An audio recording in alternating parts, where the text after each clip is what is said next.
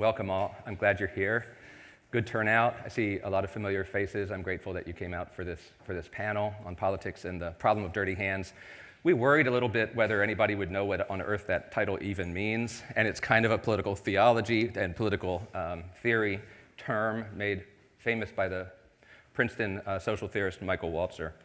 And I don't want to say too much about what it means because the first thing I want to do is to let the panelists work on what it means together and see if there's variation and similarity in their minds about what exactly is the problem of dirty hands in politics. I'll largely leave that to them, but I did want to just say generally as a matter of fact, and I do take the problem of dirty hands to be an empirical matter of fact, that what I'm talking about is the fact that sometimes in politics, the pursuit of good ends requires morally problematic means. That's what the theorists mean by the problem of dirty hands. I was telling my 11-year-old daughter about this evening's panel, and I told her that Dirty Hands title. I said, it's going to be a panel on dirty hands, and she looked confused. And I said, well, it refers to politicians. And she said, in Washington?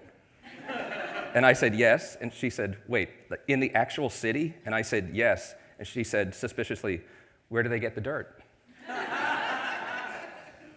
So that was helpful. I do want to be clear that dirty hands is just a metaphor. It's not actual dirt. I have three co-sponsors that I'd like to thank. Though we don't have my friend Jeff Paulette with us today, he runs the President Gerald R. Ford Foundation's Ford Leadership Forum, which supports programming that recognizes the need for virtue-anchored leadership. We need that. The Institute on Religion and Democracy, led by Mark Tooley, whose co-sponsorship made our beverages possible. We want to thank Mark Tooley. And the Institute on Religion and and the Institute for Religion, Politics, and Culture at Washington College, led by my friend Joseph Prudhomme, who's here. Thank you, Joseph. I also want to thank my team, Makala Scott, Hannah Wardell Metcalf, and Rebecca Flavin for making this whole thing come together. There are all kinds of things that I'm innocent of, and I'm very grateful that I have terrific help. I don't want to take too much time to introduce our three panelists because you should all have this in your hand, which does a perfectly good job of introducing them. But let me just make a personal note on each of them. I've been an admirer of Kathryn Zuckert's work for a long time, chiefly her voluminous and path-breaking work on Plato, but also her work on Machiavelli, which includes a book, Machiavelli's Politics, as well as at least one fascinating essay that takes up the theme of Machiavelli and the problem of dirty hands directly. She'll bring concrete examples along with philosophical depth and maturity to the panel, and I want to thank her for making the trip all the way from Arizona. I've also been an admirer of Bill Galston's work for a long time, beginning with his book Liberal Purposes, which I discovered in my first year of teaching. I think the book had been around since '91, but I'm telling you when I discovered it.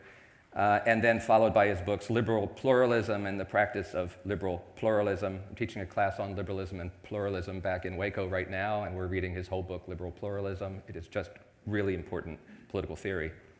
In fact, these have been for me models of liberal political theory. They've deeply influenced my own thinking. I thought of Bill Galston for this panel in particular because in addition to being a theorist, he's been a practitioner, having worked on 6 presidential campaigns and having served as President Clinton's deputy assistant for domestic policy. He therefore knows what hands look like, dirty and clean. He ought to be able to help us think through this in concrete terms. I do also want to mention that he has a new book out that I highly recommend to you. It's timely, it's illuminating. It's focusing on the emotions that drive politics. There's a general sort of blind spot among liberal theorists that they're always talking about reason and rational discourse when a lot of politics happens at the emotive level. His book is called Anger, Fear, Domination, Dark Passions and the Power of Political Speech at Yale. I hope you'll get that and read it. And finally, my friend Eric Gregory. He's been involved with Baylor in Washington as a sort of partner in things for the past 5 or more years. A professor in the religion department at Princeton, his thoughtful scholarship on St. Augustine's political theology and Reinhold Niebuhr's realism makes him well-suited to help us think about how Christians might approach the problem of dirty hands in politics.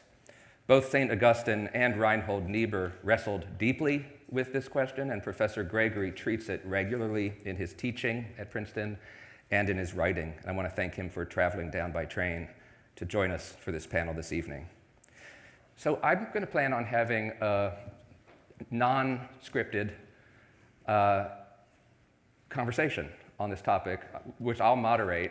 Moderating looks to me like just making sure nobody's hogging the stage too much and that everybody's coming in with relevant questions. Think about 40 to 50 minutes, and then I want to save some time for Q&A at the end, because I'm sure you guys will have questions. I want to make sure we have time for that. Yes, question? No, I wanted to volunteer a statement, but... Well, let's get started, and you can volunteer a statement. Go right ahead. Okay, I think that I'm in the somewhat uncomfortable position of being a bit contrarian, because I'm not convinced that there is a perennial problem of dirty hands. The phrase comes from the title of Jean-Paul Sartre's play called Dirty Hands. And it was picked up, as you said, by Michael Walzer, who says that he's looking back to Machiavelli. But I think Machiavelli didn't have this concept. And I just want to put out the question whether dirty hands isn't a 20th century concept. And the real problem is the difficulty of making political decisions and designing institutions. And so I'll just say, when I lectured on the Prince, I would say, he has a famous statement, Machiavelli, in chapter 15 of The Prince, in which he says, you know, Plato, Aristotle, he doesn't name names. His predecessors have created imaginary republics and principalities that don't exist.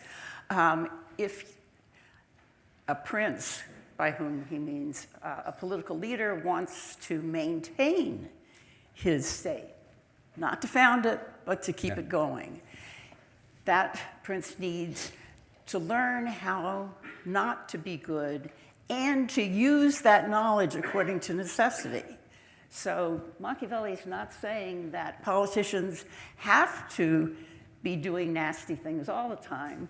They should know when it's necessary and only do it when it is necessary. And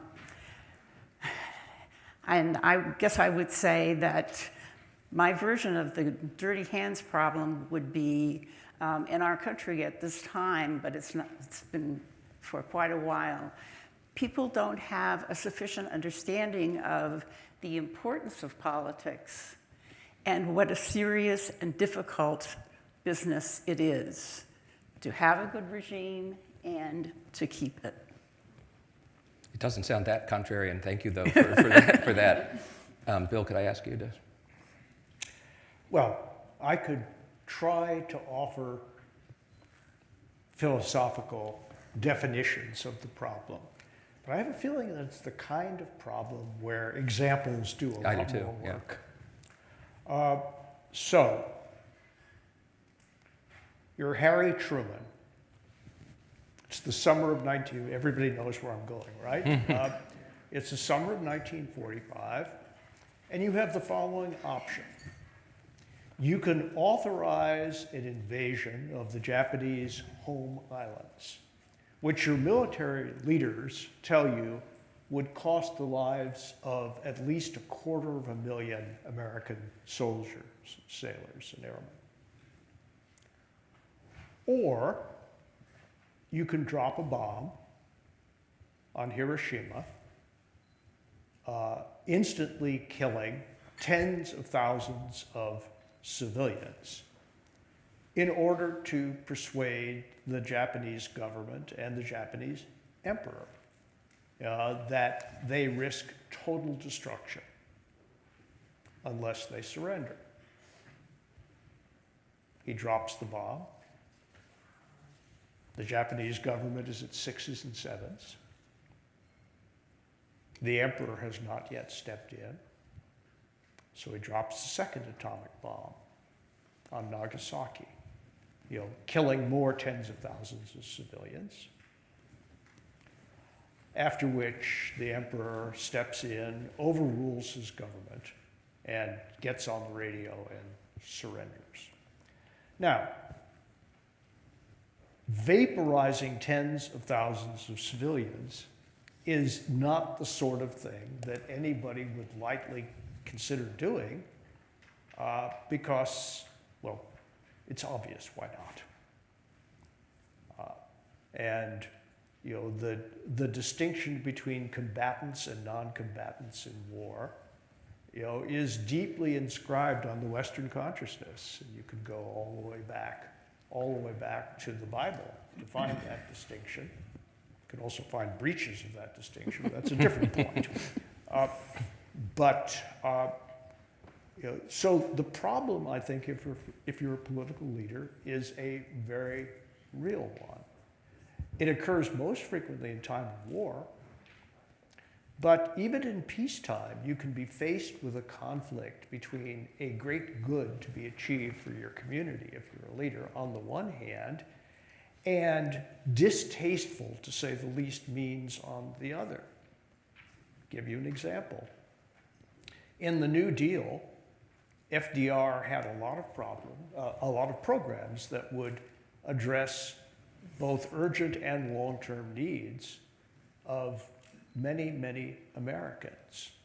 But the way Congress was structured at that time, the only way he could enact those programs was with the cooperation of conservative Southern Democrats who refused to allow African Americans to participate in those programs. That was the price of admission.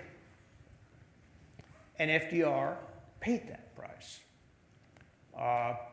And it had costs, many of which lasted for a very long time, were overcome with very great difficulties. It also created great benefits for the majority of Americans. Did he do the right thing? Did he do the right thing in the right way? I don't think that those problems are confined to modernity. And so in that sense, and I'm not sure I'm disagreeing with Professor Zilkha or not, but to that extent, I would say that they are part of the perennial fabric of politics and certainly of political leadership. But we can get to this later. There are analogs to that problem for individual citizens, I believe. Eric can say anything he wants, but part of the way of deepening the sense of perennial application of this problem is that it's so front and center in St. Augustine's political theology.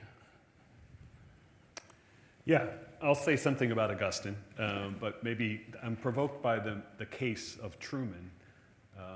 I happened to be in Hiroshima this summer with my 11 and 13-year-old, which was pretty intense to talk about what happened there with them. And our guide, when I asked him, after getting to know him a bit, who had been born, I think, the year of the bomb, how he viewed the American justification of necessity.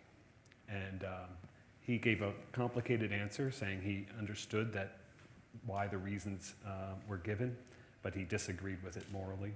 He said, but I'm glad I grew up in a democracy because of what America did. Truman famously said he never lost a night of sleep about dropping the bomb. And one of the things I like about the Walzer essay is it's not just about consequentialism or utilitarianism or the end, means question. It's really a meditation on not just whether we are guilty, but whether we have regret about the universe. We can do some fancy philosophical distinctions between things we might regret, things we might have remorse for. Should we just feel sad even if we're not doing bad? And Walzer stakes out a position, he calls it a supreme emergency, where you may have to do what is right in utilitarian terms that is still morally wrong. And he says, I'm sorry, I'm a professor, I brought notes just to make sure, you bear the burden of criminality. So somehow the moral norm is reasserted even after it's broken. And you might have a ritual of lament. Mm-hmm. St. Augustine said, soldiers returning from a just war should go to church, and I think Walzer cites Basil the Great, who says, not take communion for 3 years. There was some kind of, you don't emerge morally unscathed from this life. I would say not just in the realm of politics. Right. So the Walzer essay, I think, raises this question. I mean, I think sometimes it's called threshold deontology. He wants to say there are constraints on how we do things, up to a certain point.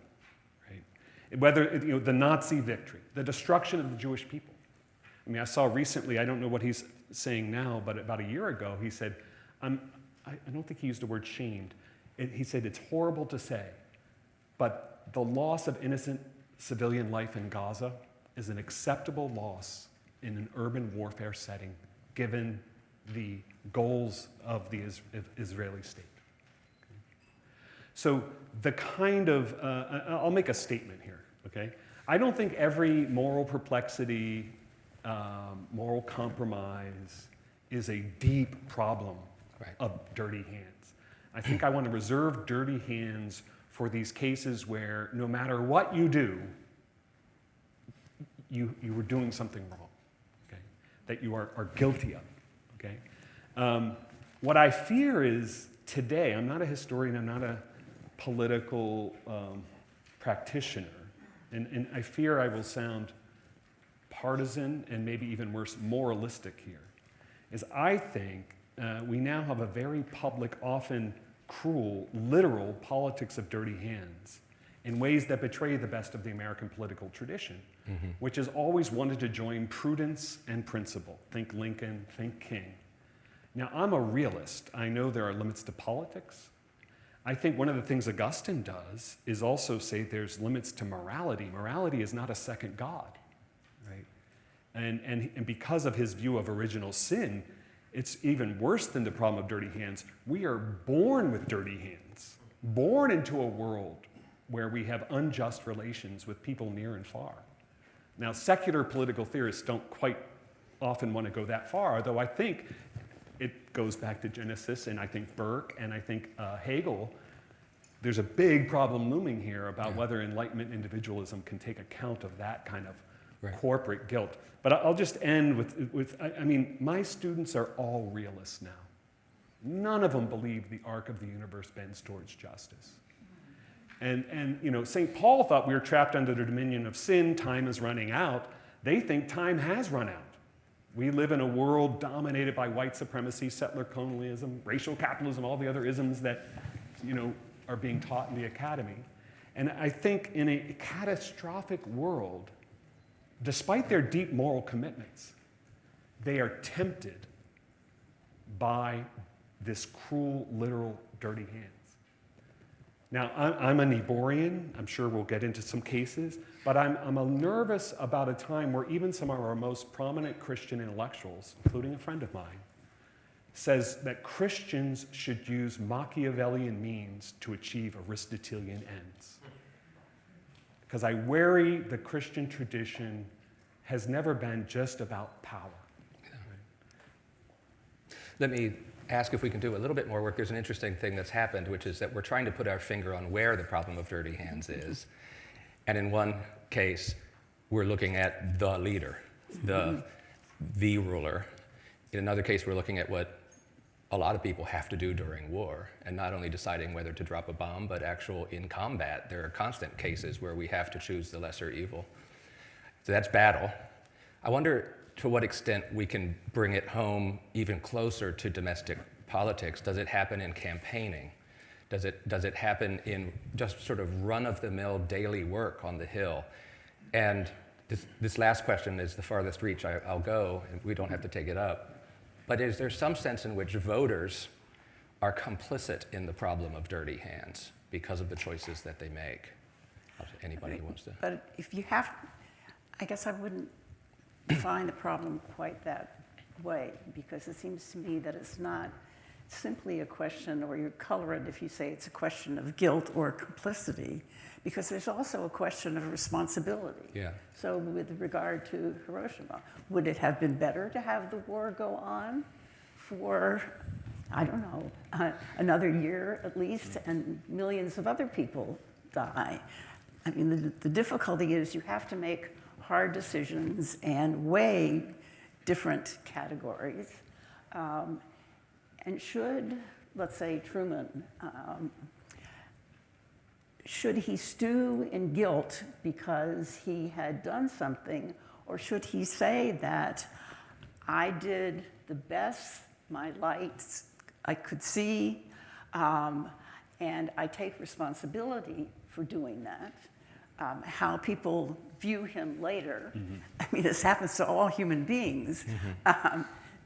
Nobody is going to agree that everybody did something right. You have to judge what you're doing. I guess that's a very Protestant thing to say, but other people will judge it. So this is part for the Declaration of Independence. First, we have these rights, but the second thing is the just powers of government come from the consent of the people. Franklin Roosevelt. You can't get the consent of all human beings, as we are, to doing only just things. It's, look around, look at yourself. It's just not that way. Yeah. Good. Well, I'll invoke Professor Galston here because we shouldn't expect or even maybe hope to be governed by moral saints or good Samaritans, let alone wishy-washy Ivy League professors who want to complicate everything. We need people who will take action and make decisions. And we don't want them to be agonizing in their tears as they do so. Professor Galston wrote an essay some time ago on toughness as a political virtue. But there's a toughness that plays according to the rules, and there's a toughness that doesn't. And that's what I'm fearful of. I'm sure many of you have seen the polls. The number of Americans now who think resort to political violence is justified, given the state of polarization and justified by the ends they want to achieve. That strikes me as dirty hands on the part of the citizens. That's who push for dirty that hands kind on the of part of the ruthlessness. citizens. Yeah, I mean, when we vote, I mean, I'm sure, at least, I recognize I'm in a purplish state of New Jersey these days, but a lot of my friends held their nose and voted for Harris. A lot of my other friends held their nose and voted for Trump. I think voting is a good example, maybe not of dirty hands, but of a kind of lack of at least maybe political purity to kind of recognize your voting representatives who are doing things collectively that you might not agree with everything down the line. I think a lot of Christians voted for Trump because of abortion. They may disagree with a lot of the other issues. Okay? So maybe that's a form of at least kind of complicity, because you can't, you have to vote. There are many Christians who think it just means you can't vote because they feel they feel in political exile. Yeah. Right? In the way like Thoreau maybe, or something like that, and that we should retreat. But I mean, I think maybe there's some deep state technocrats here. I'm sure they face these dilemmas all the time. In a pandemic, should you shut down the schools with horrible negative social consequences that we now see in order to preserve the health of a few? Should we spend more money on a criminal justice system to make it fairer, or more money on prisons? Those are kind of, not every failure to deliver a good, I think, is a problem of dirty hands. I'm not a utilitarian in that sense. But I just think, I'm trying to convey empathy for the situation that people in political worlds are, not just elected officials. Very few of us are ever going to face a situation where if we torture the innocent child, we will prevent nuclear war. But every day you're faced with morally difficult situations. And so I think, and one of the things Augustine, I think, gives us is a kind of be gentle with one another. We live in a kind of morally uncertain world. I mean, I respect a lot of Catholic social teaching for its moral clarity, but one of the things I think the Augustinian tradition has is this kind of recognition that the world is a hard place to to live morally. Well, as a Jew, I don't have a particular dog in that particular hunt, although I'm drawn in both directions, I have to say. But an interesting difference has emerged on this panel, and let me bring it out by referring to something that Professor Gregory said, I think, in his opening statement.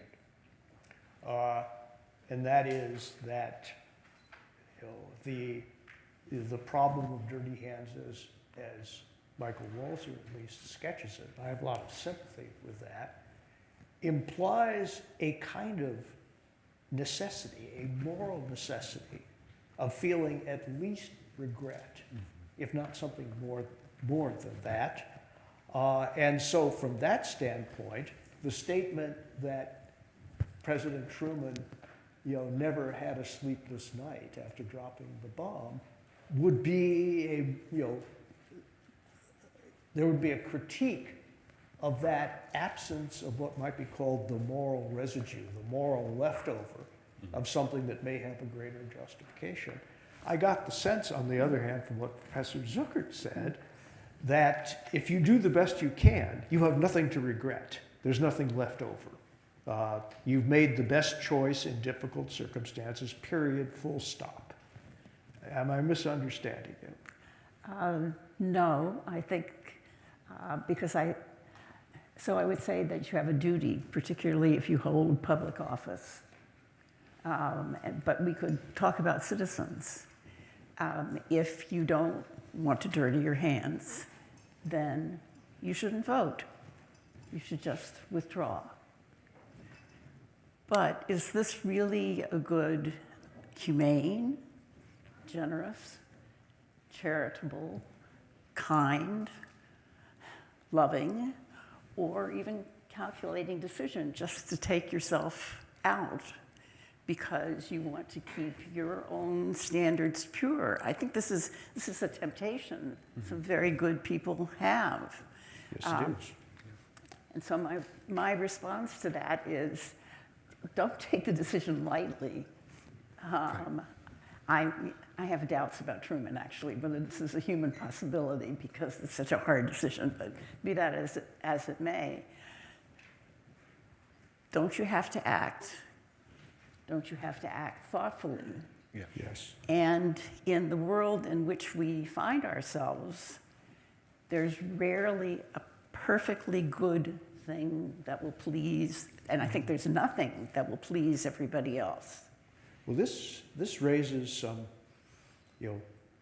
classic questions about the distinction between being a good human being and being a good citizen, including a good citizen leader. I'll speak personally.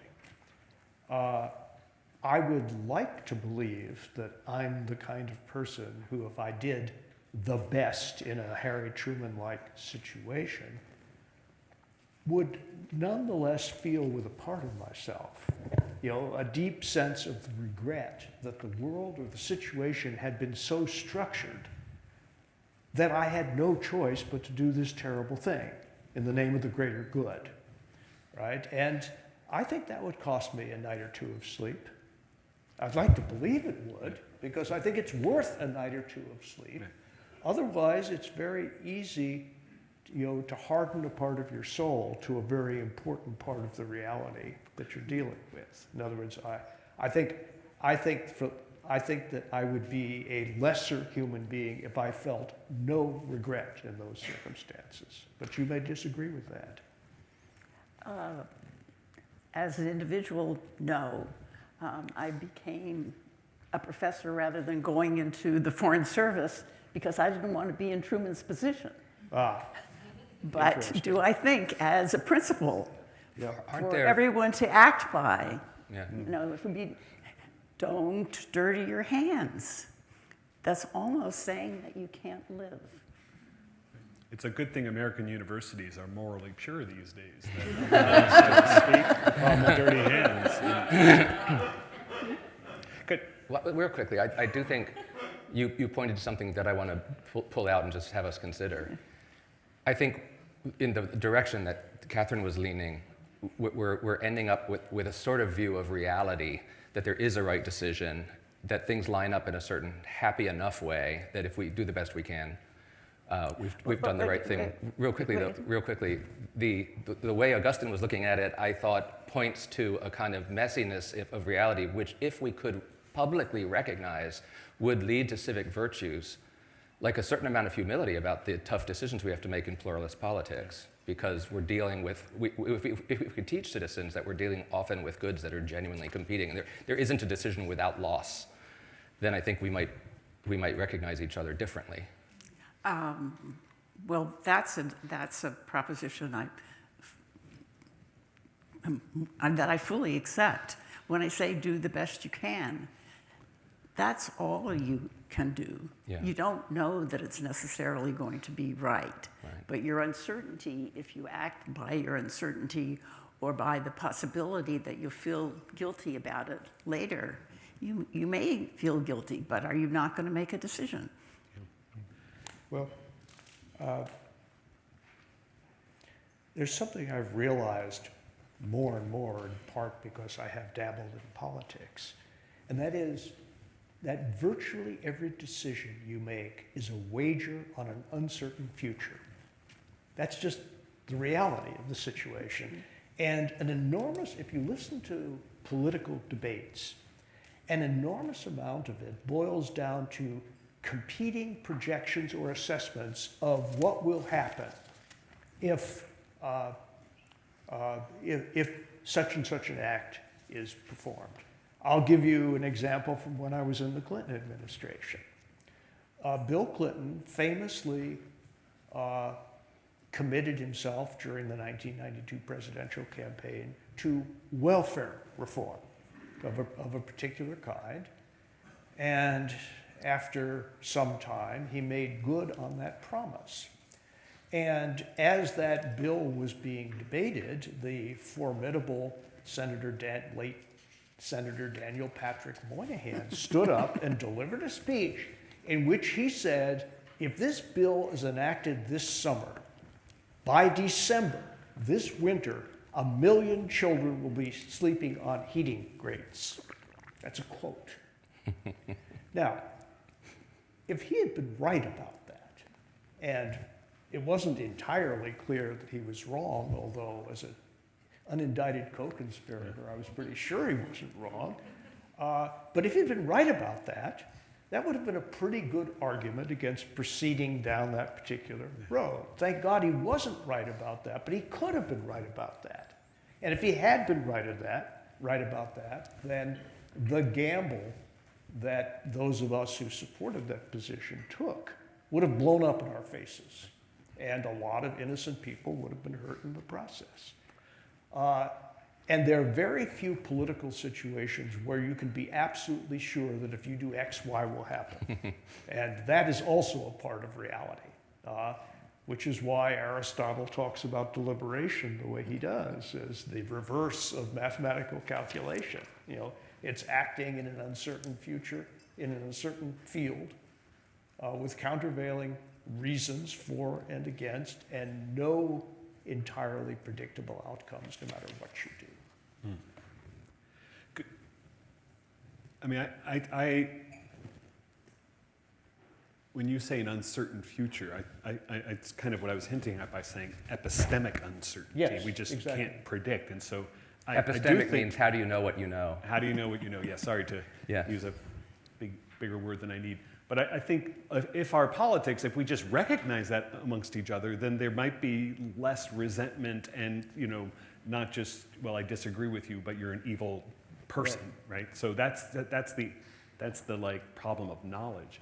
I mean, I think, though I don't want to miss, Aquinas makes a distinction about dilemmas that arise because of prior wrongdoing in which we find ourselves. So it's not just the uncertain future, it's the past we carry with us, versus a dilemma that arises because of the demands of morality itself. I think that's, for most people, the problem of dirty hands is often like, I think Walzer says it puts the harmony of the moral universe in question. And just since we're Baylor in Washington, I think that religious traditions, for the most part, have denied that. That, to use theological words, the creation is deeper than the fall. The moral universe is not deeply tragic, such that built into the structure of the moral universe is a dilemma where you can't, maybe Aristotle would say, the virtuous person will always find a virtuous course of action. Right? And I think that distinction, interestingly, the Christian tradition goes multiple ways on this. In some ways, because there is a God, we can be confident in a moral course of action, even if it appears uncertain what the consequences might be. It's not our job to make history turn out right. Is a famous line that a theologian, Stanley Hauerwas, uses a lot when he's a pacifist. And when people say, well, what about all the horrible consequences? He says, I'm called to holiness. I think Augustine is, when you talk about the messiness, I think he does recognize maybe a kind of mediocrity that in some ways is our condition. And I think the question of democracy is an interesting one, because I think citizens in a democracy are in a different situation than maybe if we had been in a monarch, because we bear this kind of collective responsibility together.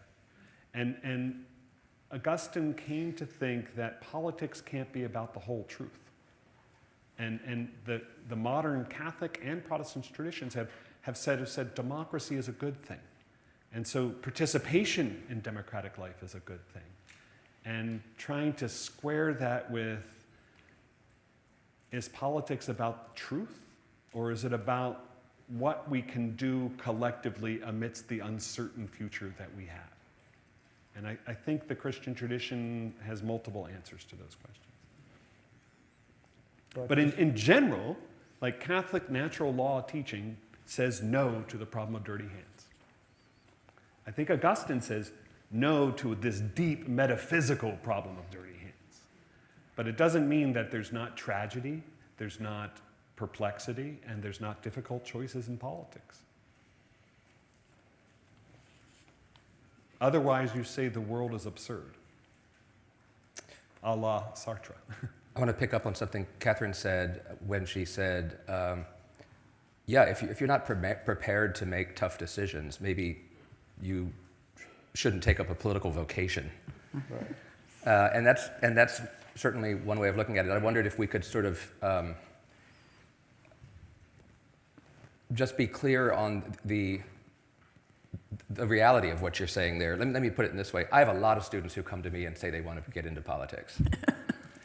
And I think, and they're earnest people, and I think they have no idea what they're talking about and the kinds of things that they're going to have to confront, and how that's going to bump up against their faith commitments and their version of rationalism, Eric, that thinks that all the goods, because they're goods, must harmonize, right? that they're unaware of the kind of tragedy of human life. And I've come to think that the more you really want to get into politics, the less qualified you are. Like you're the people. There's a certain. You're the people who precisely should not go should precisely. I wonder, and for you all, I have Max Weber's essay tracking in the back of my mind. What kinds of things are you committing to when you commit to a vocation in politics? I mean, what is the reality of it?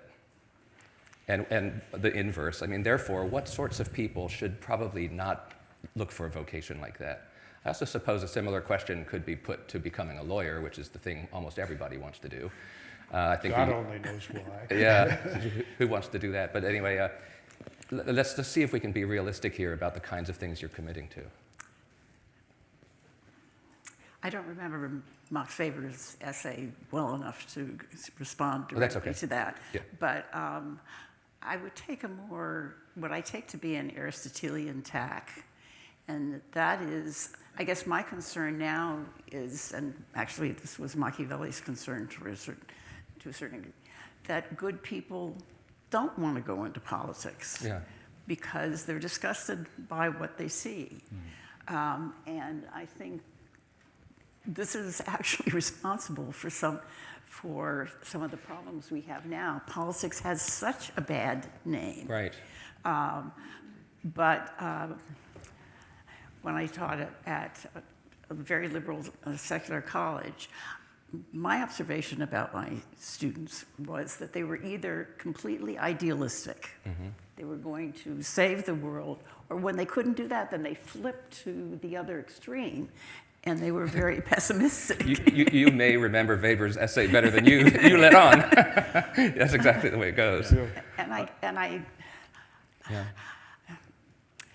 I would hope that we could remember what I think is actually an important truth about human life, and that is it's very difficult for human beings to live solo.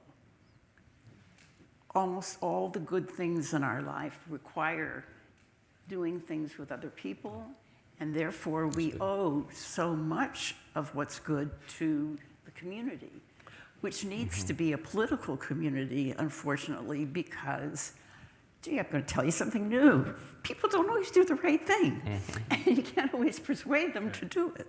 So what do you have to do? You pass laws. You use harsh means. Nobody likes the harshness. I certainly don't.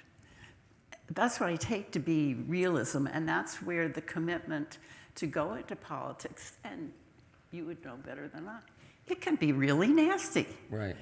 But if it's important, Yeah. there's something really important to do. That's really great. This is I'm going to give you a heads up where I'm going. Let's have this morph into a kind of final set of statements we might offer on what political maturity looks like in a political actor, but also what political wisdom and maturity looks like in a citizenry. Yeah. Say whatever you wanted to say, Bill. You don't have to. I can say what I was going to say, and it'll fit right in.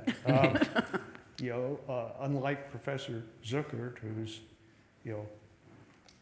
who's spent her time studying, really excellent people. That's her criterion. If they're not, I have pored endlessly over Max Weber's essay, Politics as a Vocation.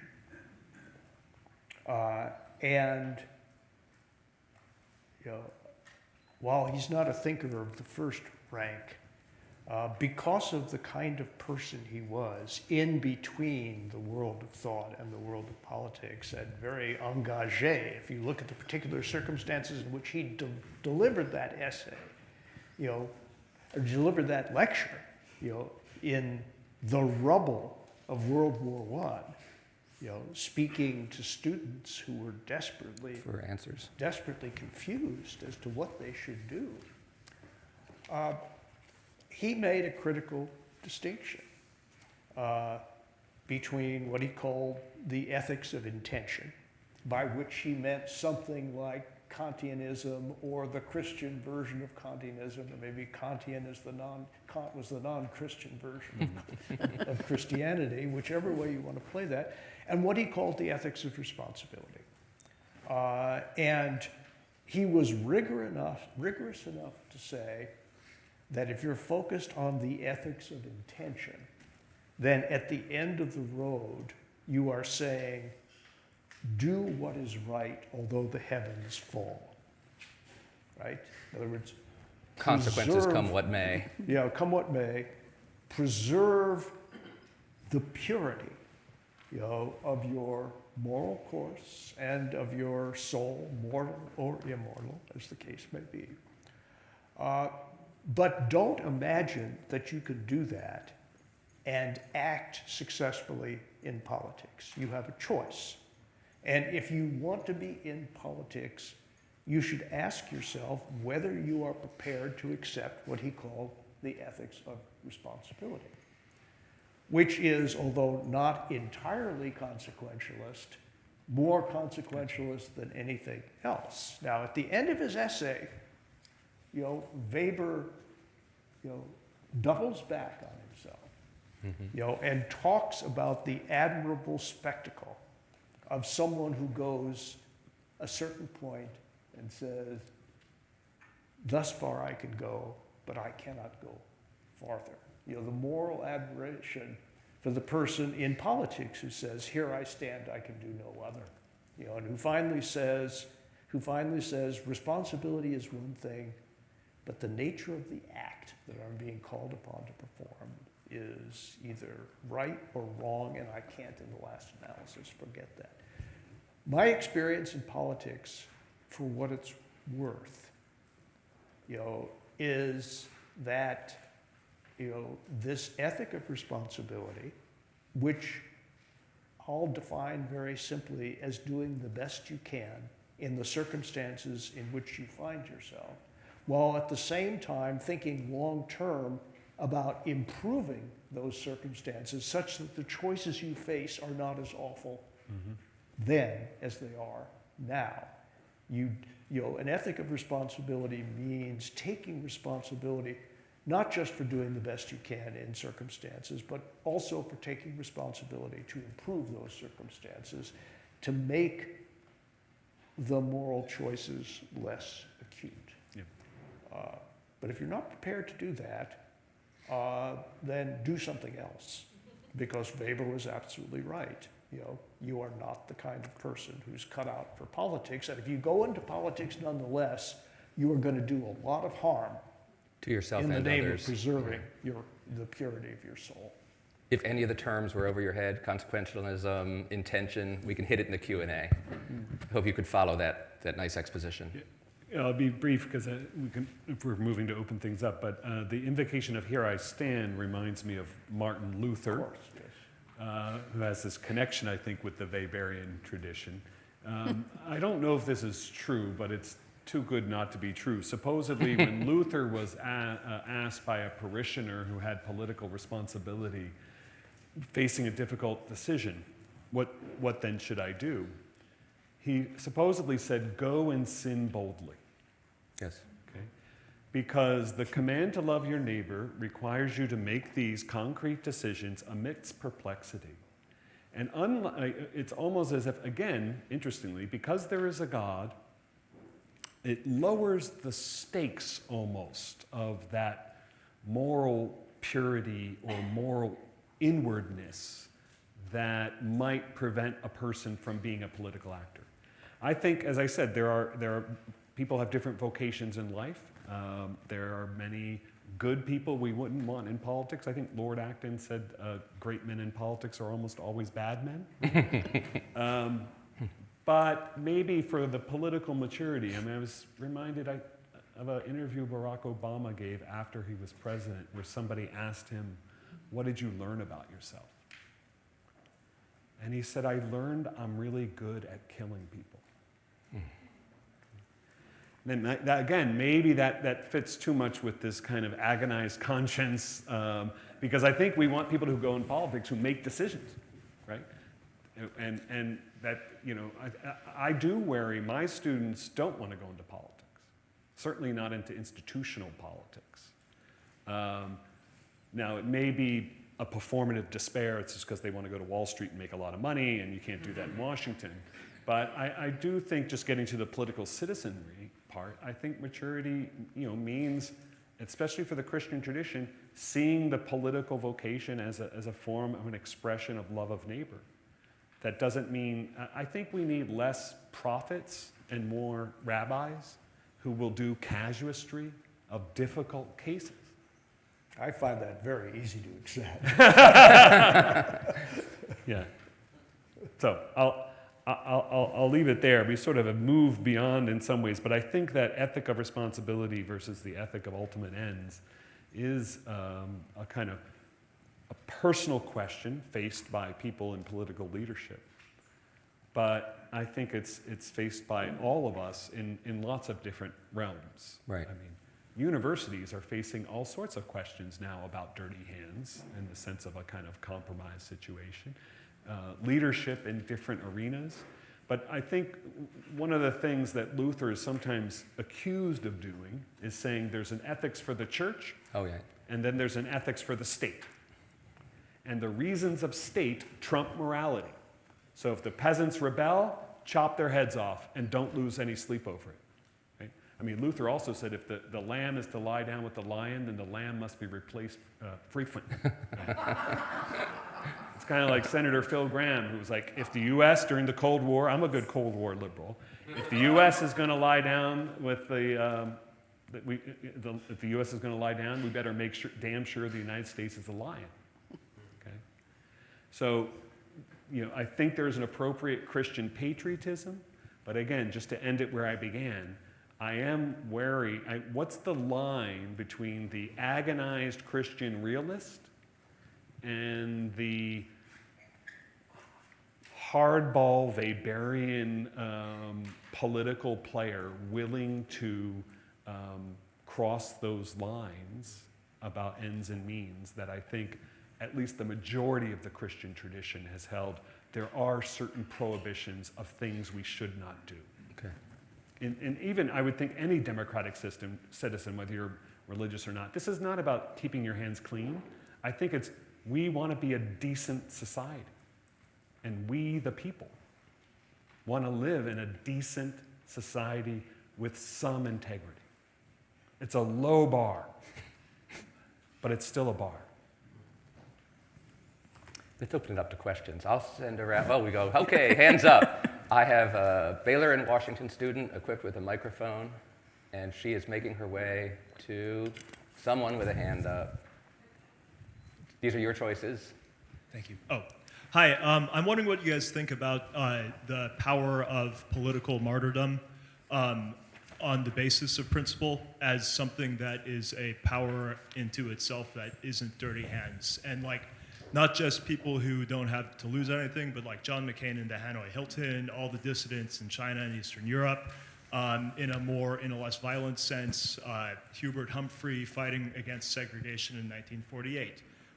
That sort of thing, like when you have a lot to lose, but you stick to the principles even though you know you're going to be destroyed for it, and don't get your hands dirty. But to what degree is that a real thing? To what degree is that just us making things up after the fact, or to what degree is that an ethic that Thomas More, for example, lives and matters?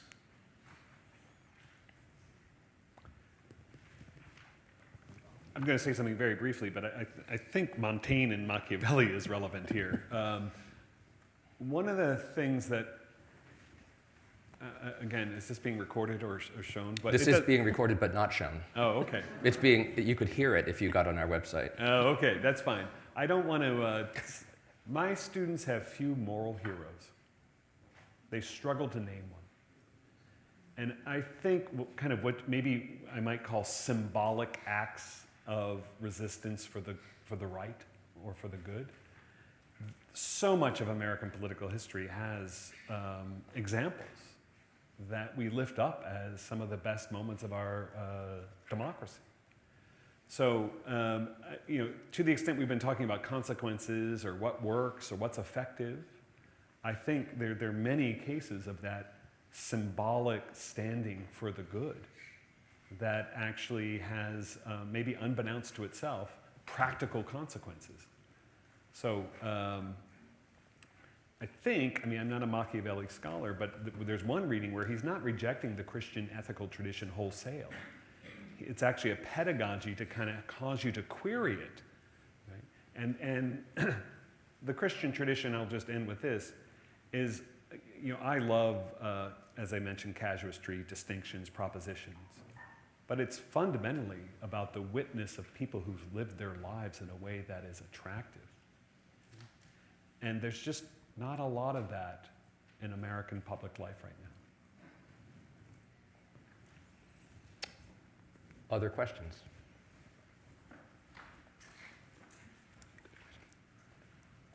Yeah, thank you all so much. I'm sitting with a question that I think Dr. Corey was getting to in one of your questions, but it has to do with the relationship of community in this conversation, right?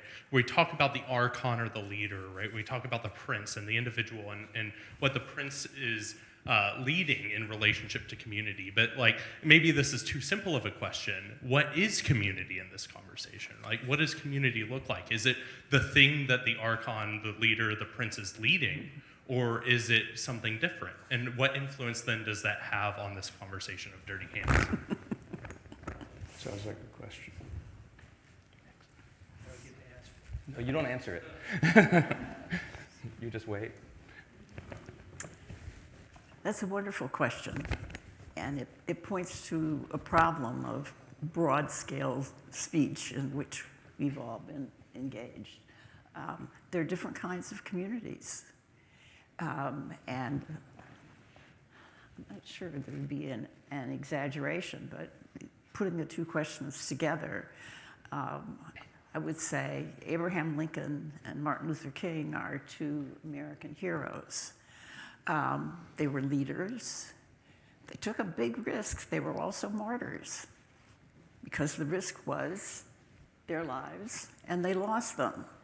And I guess having only heard you discuss your book, but not having read it, I think that we're talking about whether it's a just community or not a just community. Does it serve the people in it? Doesn't it? Leadership is, I think, giving an example. And what we need, and what, as far as I can see, we don't have now, are really good examples of principled politicians who are willing to take a lot of risks, like losing an election. Well, right, there are elections worth losing and things worth losing elections for. Look, I couldn't agree more. I am, put my cards on the table, the token Democrat writing a weekly column for the Wall Street Journal. And today's column, which is a meditation on the kind of leaders we most need now, ends with an invocation of, the ending of Abraham Lincoln's two great inaugural addresses, the second greater than the first, in my opinion. In the first, of course, Lincoln almost ends by saying, we are not enemies but friends. We must not be enemies, but of course we were. But in saying what he said, he set a kind of example of the importance of community defined as not seeing our fellow citizens as the enemy. Right? If you see someone as the enemy, you have at least mentally exiled that person beyond the bounds of the community. And of course, at the end of the second inaugural, he talks about acting with malice toward none and charity for all. I have to say, the example of Lincoln still resonates with me, because without talking about what it means to be a superb leader in a democratic republic, he exemplified it in ways that we can still draw on. And that is, I think, so important, never more important than in the times we find ourselves, where a kind of Gresham's law of leadership is setting in. Sir? Certainly. Thank you very much. This is a very distinguished panel with a good breadth of different points of view with different backgrounds. So this is primarily directed toward the lady who's the expert on Machiavelli, which is before, I will enter the information for the students here. Before Machiavelli was a political theorist, he was an actant. He was the Secretary of War of Florence at the age of 26. He was the brightest young man in the Republic of Florence, and one of the few that would step forward and take the risk. At the time, they'd thrown the Medicis out, and the Medicis were promising to come back and kill everybody who was part of it. So he was at the age of some of you, and he stepped up and took this awkward, difficult job. And the Republic of Florence, one of the first intellectual republics since the Greek times, perhaps, decided to make war in a neighborhood, and they told Machiavelli he had to lead that war. This is a young man with no military training whatsoever, and he ended up organizing a military force to help him of citizens, which was an amazing concept in Italy at the time, where everybody hired mercenaries. And he said, don't trust mercenaries. They're just working for pay. You've got to have patriots here that will come forth and defend our republic as Florentines. Bring it to a question. None of this has come to your discussion, and that's a missing element. And I think it's important to understand there are people here in Washington and deep state who work for both parties who never choose to be politicians, but instead provide the intellectual input to men like Mr. Galston, who, when he was trying to make his decisions at the White House, was relying on experts who gave him information that preceded the forecast of what would occur. Am I right, Mr. Galston? Well, Or do you just make it up? I know for a fact I was in the Clinton administration at a low level providing some of the data you probably used. So the question to you is, how do you differentiate intellectual speculation, which is what you're engaged in tonight, from people who actually act in the political arena, do stuff, write bills, perhaps work for both parties at different times? How do you differentiate the two? Because none of that seems to be here, and yet when you talk about dirty hands, a lot of times the people that are accused of this are actually the supplicants to the political leaders. But they have to get the job done or the country suffers. Okay. well, I'll simply say that if you want to act responsibly in politics, especially when you're talking about actions with very great consequences, you have a duty of care.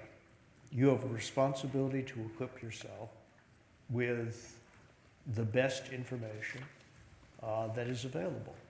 It's not always obvious what the best information is, because unfortunately experts can disagree and frequently do.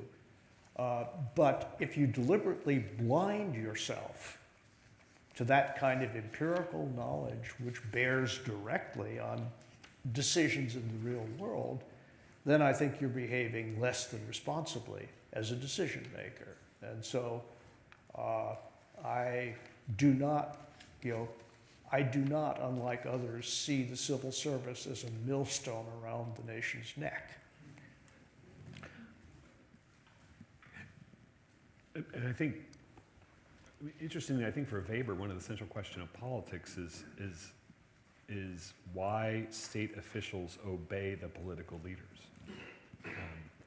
And I think that, again, in our current moment, there's not so much a concern about populism, but about a kind of patrimonialism where it's the personality of the leader that is kind of getting obedience relative to concern for the functional operating of the state.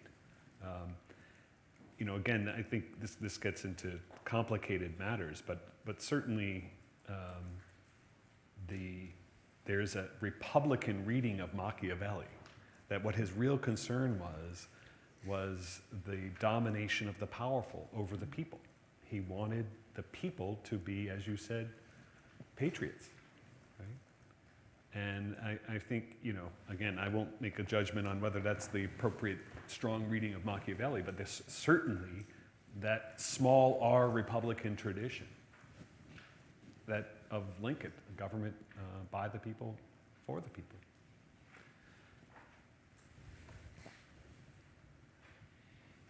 If you will allow me to appeal to the Christian New Testament and risk steering us in a somewhat theological direction, Jesus says something in the Gospel of Luke which is very perplexing, and I wonder if it sheds light here or if the conversation may shed light on his statement when he invites us Christians to make friends for ourselves with dishonest wealth.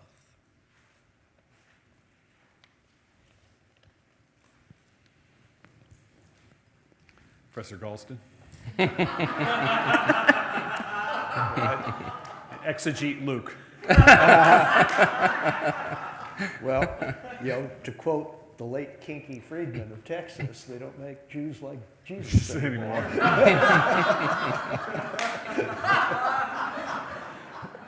Amen. Of course, they don't make Christians like Jesus anymore either.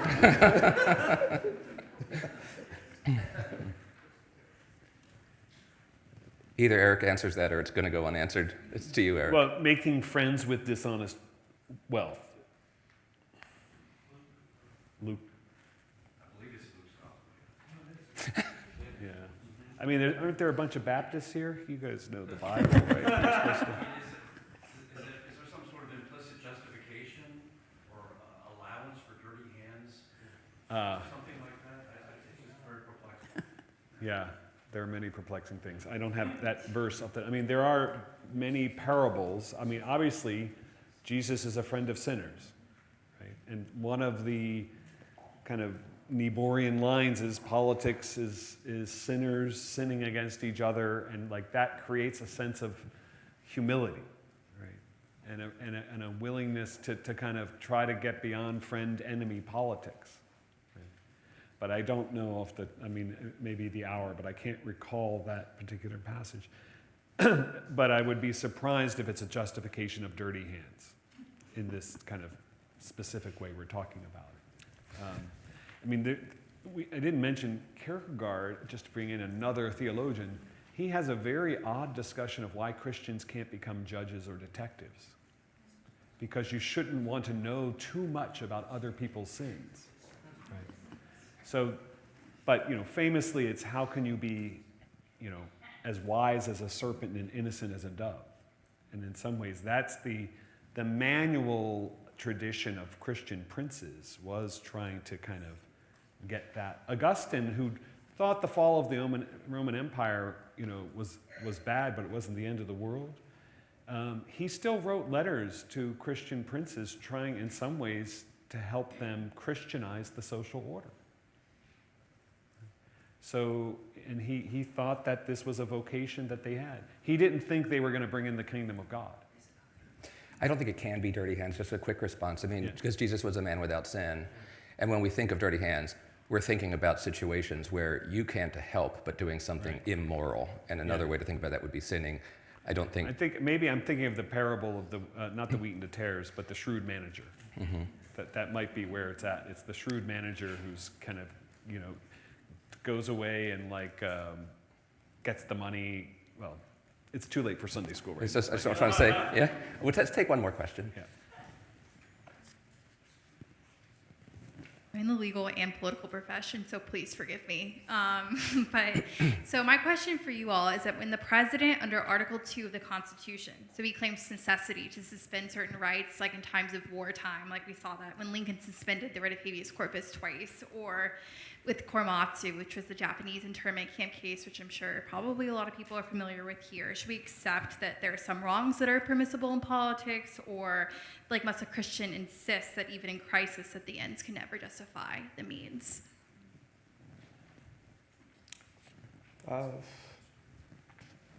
Well, it's like everything else we're talking about tonight. It's complicated. I've already cited Abraham Lincoln. Let me cite him again. I think it's pretty clear that under the Constitution, only the Congress has the power to suspend the writ of habeas corpus. And I think that Lincoln was aware of the fact that he was violating the Constitution by suspending the writ at the beginning of the Civil War, as he did.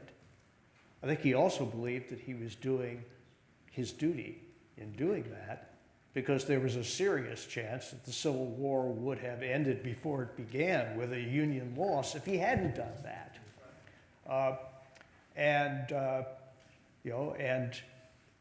So he tried to wash his hands, speaking democratically, by going to the Congress as soon as the Congress was able to convene, which wasn't until midsummer, and explain what he did, and then to say, in effect, very directly, I'm placing myself in your hands. It is for you to judge whether I did the right thing, and if not, to countermand what I did, and to do your best to rectify what I did.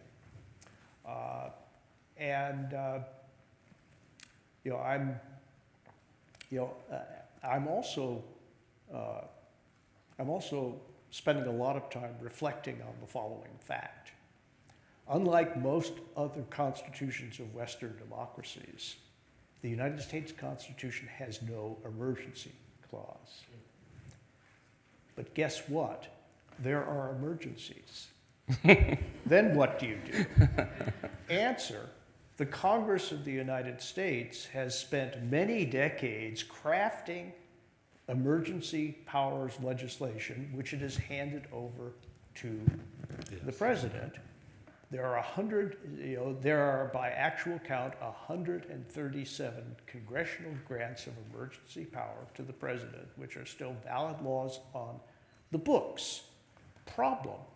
The assumption of that, that transfer of power from Congress to the president presupposes something about the character of the person, A, judging whether an actual emergency exists, and B, what the right thing to do, given the fact that an emergency exists, might be. And here we are. That's it for tonight. I want to thank the panelists. Thank you so much.